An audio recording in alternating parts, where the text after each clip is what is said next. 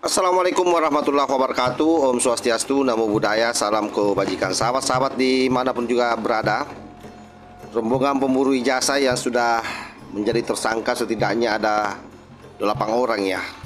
Dan 5 orang hari ini berbondong-bondong ke Komnas HAM didampingi oleh pengacaranya si Tompel.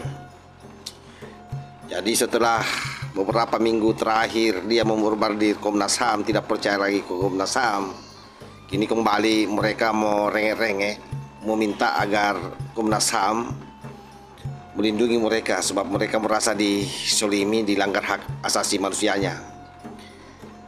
Jadi klaim mereka ini sangat sederhana, semuanya rata mulai dari pengacara sampai trio kucluk.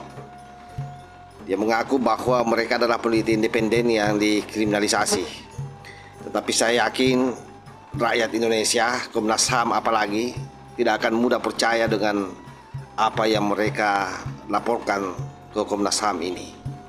Nah, untuk lebih jelasnya sahabat, kita melihat bagaimana pernyataan mereka, cuplikan-cuplikannya pada saat dia baru saja keluar dari Komnas HAM. Ini dia videonya. Alhamdulillah kami dari tim advokasi anti kriminalisasi akademisi dan aktivis telah mendatangi Komisi Nasional Hak Asasi Manusia dalam rangka untuk mengadukan dugaan pelanggaran hak asasi manusia yang kami duga dilakukan oleh Saudara Joko Widodo berkaitan dengan adanya sejumlah tindakan kriminalisasi. Apa itu kriminalisasi? Ini tindakan yang sebenarnya menjalankan hak konstitusi untuk menyampaikan pendapat berdasarkan ilmu, ini dipaksakan menjadi ranah kejahatan atau pidana.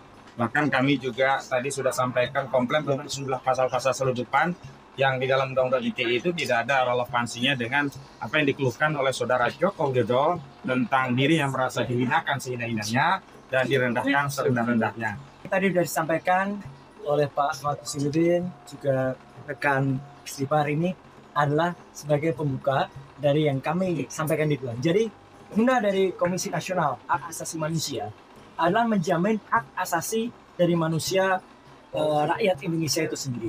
Yang kami rasakan adalah adanya perlakuan tidak adil dari seseorang yang akan menggunakan alat negara untuk kemudian menyalahgunakan undang-undang yang sebenarnya digunakan bukan untuk tujuannya. Jadi jelasnya adalah Undang-Undang ITE yang alhamdulillah saya termasuk perancang bersama dengan rekan-rekan itu tidak digunakan untuk, tapi dipaksakan untuk kemudian digunakan menjerat masyarakat biasa yang kemudian bahkan tujuannya adalah sebenarnya untuk ilmu pengetahuan. Yang kami pertanyakan itulah hak publik untuk bertanya. Dan pertanyaan itu adalah pertanyaan standar, pertanyaan biasa. Kenapa ada seorang yang pernah menduduki jabatan publik, tapi ijazahnya kemudian dipertanyakan? Itu simple saja. Dan kami melihat adanya sindikasi yang sangat besar di sini. Ketika sebuah universitas yang sangat terkenal, kemudian merasa harus mengikuti selera dari penguasa. Jadi itu yang kami laporkan kepada Komnas HAM, dan insya Allah Komnas HAM bisa kemudian tadi yang saya dengar Pak Lulu dan Mbak Glis juga berkomunikasi dengan salah satu komisionernya Pak Ulil, dan moga-moga kami nanti bisa melihat perkembangan dan guna dari Komnas HAM ini. Perkenalkan, nama saya Rismon Hakilan Sedipar, ya, terlapor juga. Jadi di sini kita akan tadi menjelaskan kepada pihak dari hak asasi manusia, ya, Komisi Hak Asasi Manusia, bahwa kita sebagai peneliti atau pengkaji kita memiliki hak untuk bersuara, bahwa karena kita sebagai peneliti yang independen, kami ya tidak bias. Artinya output dari kajian kami itu tidak ada bertendensi pribadi, bertendensi bias terhadap pencemaran nama baik.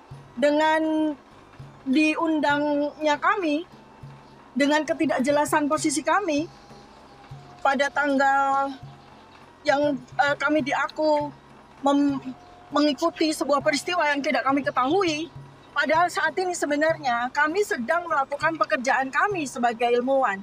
Kami sedang melakukan pekerjaan kami sebagai akademisi untuk memberikan jawaban atas permasalahan, atas pertanyaan publik yang saat ini sedang kami lakukan. Tetapi di tengah-tengah kami sedang menjalankan tanggung jawab kami sebagai ilmuwan, kami dikriminalisasi. Artinya ada tendensi di situ bahwa kami akan dibungkam. Kami tidak diizinkan untuk terus melanjutkan pekerjaan kami untuk mengungkap kebenaran. Padahal yang kami lakukan sepenuhnya dilindungi oleh undang-undang. Undang-Undang Dasar 1945 pasal 28, Undang-Undang Kebebasan Informasi Publik, Keterbukaan Informasi Publik, dan yang lebih penting lagi, mengapa kami sekarang ini mengadu kepada Komnas HAM adalah pelanggaran hak asasi manusia yang bukan saja dilindungi oleh undang-undang, tetapi juga dilindungi oleh undang-undang internasional. Sudah dengarkan bagaimana keluh kesah mereka ya.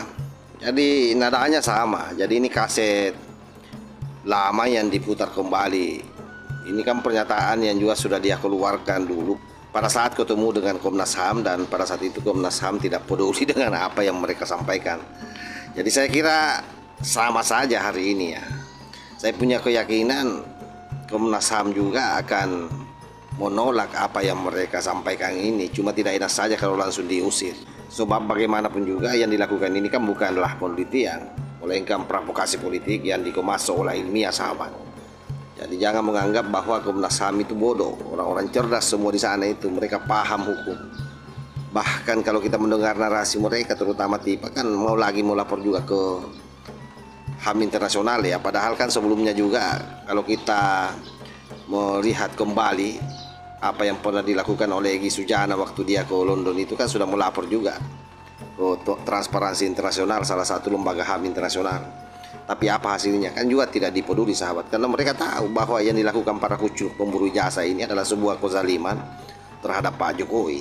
Apalagi saya yakin data-data yang mereka bawa itu data-data usang yang sama dengan apa yang selama ini dia perlihatkan di media-media televisi nasional pada saat dia debat ya.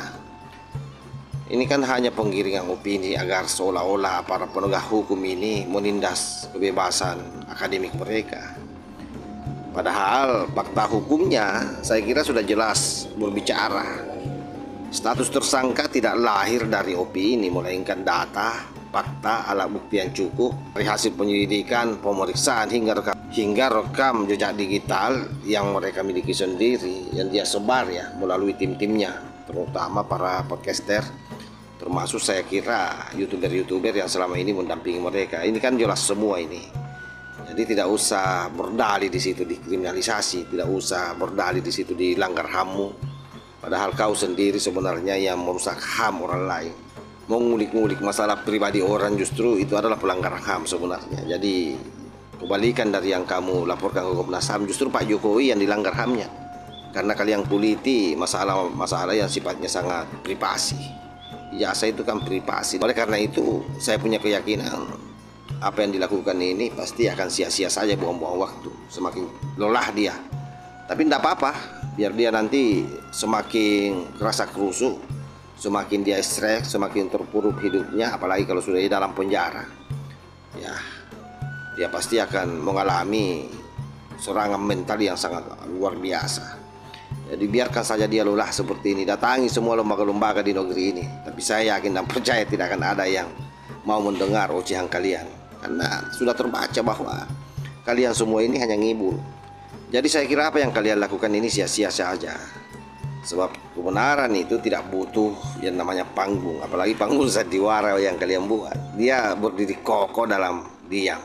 Sedangkan yang namanya kebohongan, sebising apapun dipentaskan, akhirnya akan roboh oleh fakta. Dan kita akan uji nanti di pengadilan. Apakah semua cuap-cuap yang kamu lakukan selama ini masih bisa kau pertahankan di ruang pengadilan? Dan hakim akan menilai itu. Saya kira begitu, sahabat ya. Assalamualaikum warahmatullahi wabarakatuh.